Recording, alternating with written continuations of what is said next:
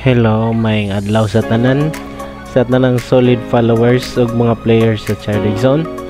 Naanabot tay video karon about sa pag-assemble sa usa ka CPU sa cyborg. Ato tang gitabangan sa tong si Kuya Peter ani sa pag-assemble sa cyborg CPU. O ganahan sa mo symbol ani guys, kay murag first time po nako mo symbol og cyborg nga CPU.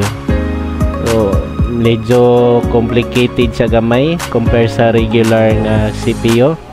So what is learning pa man ta guys, dili pa mo gyud ta expert. So accept the fact nga daghan po tag makatunan. So ako pong gipa-actual si Kuya Peter sa iyang CPU ug nahuman gyud namo ang CPU gyud. Although daghan mag problema aray sa result, good sa gyapon ang dagan sa pag-assemble namo sa CPU. So mao na niya yang resulta og experience po nako sa pag-assemble sa ani nga CPU nga cyborg. So thank you sa tanan, as a result mao gini siya. So thank you sa tanan nga nag-view, mga viewers og followers nako sa Charlie Zone. Thank you very much.